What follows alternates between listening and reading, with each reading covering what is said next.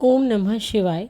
स्कंद पुराण में आज कलेश्वर महादेव का वर्णन। प्राचीन काल में कलश नाम से प्रसिद्ध एक यदुवंशी राजा थे, जिन्हें महर्षि दुर्वासा के श्राप से बाघ होना पड़ा। बाघ रूप में उन्होंने बहुत से ब्राह्मणों को मारकर खाया। इस प्रकार बहुत समय व्यतीत हो गया। कुछ काल के पश्चात वहाँ गायों का एक झुंड आया।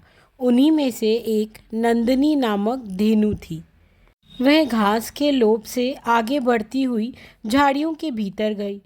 वहां उसे एक शिवलिंग दिखा, जो 12 सूर्यों के समान तेजस्वी प्रतीत होता था। गो वहीं खड़ी हो उस शिवलिंग पर दूध की धारा बहाने लगी। अब यह उसका प्रतिदिन नियम हो गया था, किंतु इस बात को कोई नहीं जानता था। एक दिन उस स्थान पर बाघ आया और नंदिनी गाय पर उसकी दृष्टि पड़ गई। नंदिनी गाय अपने बछड़े को याद कर विलाप करने लगी और मन ही मन शिवजी को याद कर बोली, मैं आपको स्नान कराने के लिए यहाँ आई थी। आप उसी के प्रभाव से मुझे मेरे बछड़े से मिलने का अवसर प्रदान कराएं।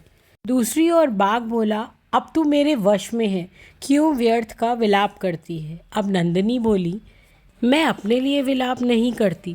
शिवजी की पूजा के लिए आने पर यदि मेरी मृत्यु भी हो गई तो मेरे लिए शुभदायक ही होगा, किंतु मेरा बछड़ा मेरे लौटने की राह देखता होगा। वह अभी छोटा है, मेरे बिना कैसे जीवित रहेगा। आज तुम मुझे छोड़ दो, मैं उसे अपनी सखियों को सौंप कर तुम्हारे पास लौट आऊंगी। जिस पर बाघ बोला, मृत्यु के मुख में आने से यदि किसी प्रकार निकल जाओगी तो फिर मृत्यु के समीप कैसे लौट आओगी। जिस पर नंदिनी ने शपथ खाई।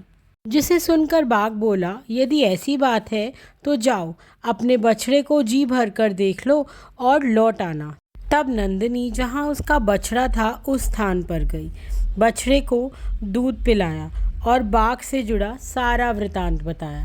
जिस पर बछड़े ने भी साथ चलने की जिद करी और बोला, यदि तुम्हारे साथ बाघ मुझे भी मार डालेगा तो मेरी भी गति हो जाएगी, क्योंकि बालकों के लिए माता के समान दूसरा कोई बंधु नहीं है, ना ही कोई रक्षक है।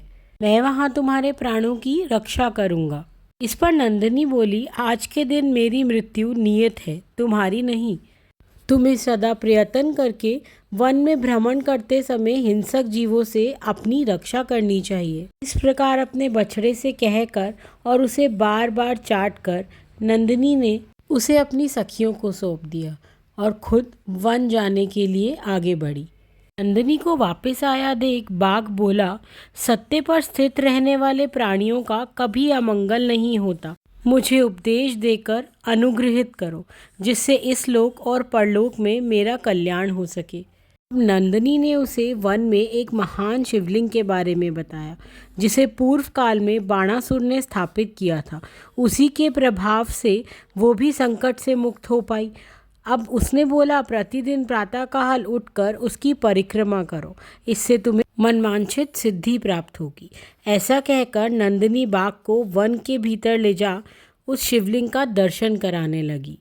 दर्शन करते ही बाघ योनि से मुक्त हो राजा कलश के रूप में आ गया और पूर्व काल में दुर्वासा मुनि के द्वारा दिए गए श्राप का और अपने वैभव संपन्न राज्य का स्मरण हो आया।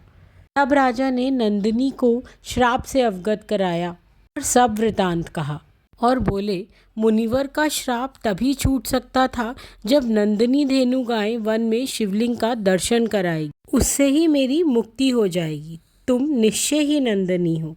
यह बताओ, यह कौन सा देश है जिससे मैं अपने घर का मार्ग ढूंढकर पुनः वहां जा सकूं। नंदिनी ने राजा को हाटकेश्वर क्षेत्र के बारे में बताया, जो संपूर्ण कामनाओं को देने वाला है। तब राजा बोले, ब्राह्मणों के मुख से इस क्षेत्र की महिमा सुनी थी और इसे देखने की भी अभिलाषा थी, परंतु राजकाज में आसक्त होने के कारण मैं इसका दर्शन नहीं कर सका। आज यह तीर्थ स्वयं ही मुझे प्राप्त हो गया है, तो अब मैं इसे छोड़कर नहीं जा सकता। ऐसा कहकर राजा ने नंदिनी को विदा किया और स्वयं दिन रात उस शिवलिंग का ध्यान करते हुए वहीं रहने लगे। कैलाश शिखर के समान वहाँ गगनचुंबी मंदिर बनवाया और उन्हीं के आगे बैठकर बड़ी भारी तपस्या की। भगवान शंकर के प्रभाव से थोड़े ही दिनों में परम दुर्लभ सिद्धि को प्राप्त कर लिया। जो मनुष्य मार्गशीर्ष मास में वहाँ भक्तिपूर्वक गीत और नृत्य आदि का आयोजन करता है वह परम गति को प्राप्त होता है। कलशेश्वर जी के महात्म्य का यह वर्णन सब पापों को नाश करने वाला है। ऐसी और पुण्य कथाओं की जानकारी के लिए हमारे चैनल शिव साधक को लाइक, शेयर व सब्सक्राइब करें। कमेंट में अपने सुझाव हर हर महादेव व ओम नमः शिवाय अवश्य लिखें। ओम नमः शिवाय, हर हर महादेव।